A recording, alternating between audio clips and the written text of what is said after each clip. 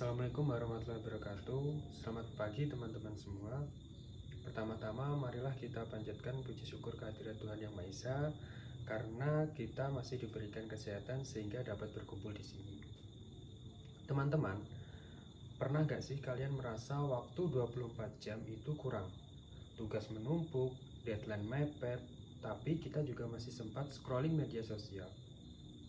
Yang mana saat kita scrolling itu pasti membutuhkan waktu berjam-jam. Nah, disinilah pentingnya manajemen waktu, terutama bagi kita sebagai mahasiswa di era digital. Lalu apa sih manajemen waktu itu? Manajemen waktu adalah kemampuan kita dalam mengatur dan memanfaatkan waktu secara efektif. Kedengarannya mungkin sederhana, akan tetapi kenyataannya masih banyak dari kita yang kesulitan melakukannya. Dan berdasarkan penelitian dari Harvard, manajemen waktu yang baik bisa meningkatkan produktivitas hingga 25%. Selain itu, menurut American Psychological Association, manajemen waktu juga dapat membantu mengurangi stres, terutama bagi mahasiswa yang memiliki banyak tantangan akademik. Teman-teman, ada beberapa manfaat dari manajemen waktu. Yang pertama, kita jadi lebih produktif. Kedua, kita bisa mengurangi stres karena pekerjaan lebih terorganisir. Dan yang ketiga, kita tetap punya waktu untuk istirahat dan kehidupan pribadi. Lalu, bagaimana sih cara mengelola waktu dengan baik? Yang pertama, buatlah daftar prioritas harian. Lalu yang kedua, hindari menunda pekerjaan. Dan yang ketiga, batasilah penggunaan media sosial yang tidak penting.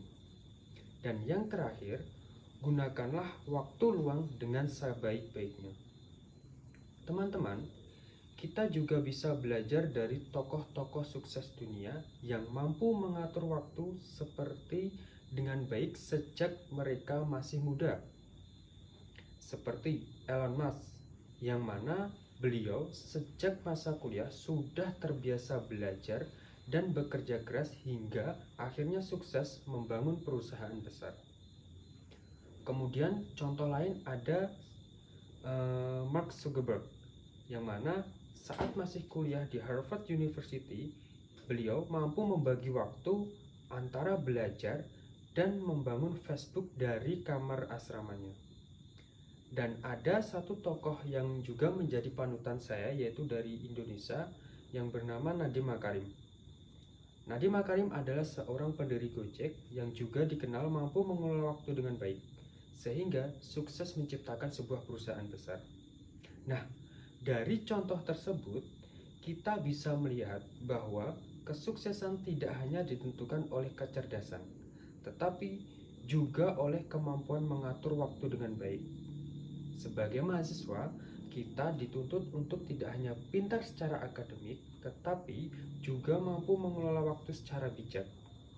Karena pada akhirnya, bukan seberapa sibuk kita, tetapi seberapa efektif kita untuk menggunakan waktu yang sebaik-baiknya. Sekian yang dapat saya sampaikan, semoga pidato pada pagi hari ini dapat bermanfaat untuk kita semua. Wassalamualaikum warahmatullahi wabarakatuh.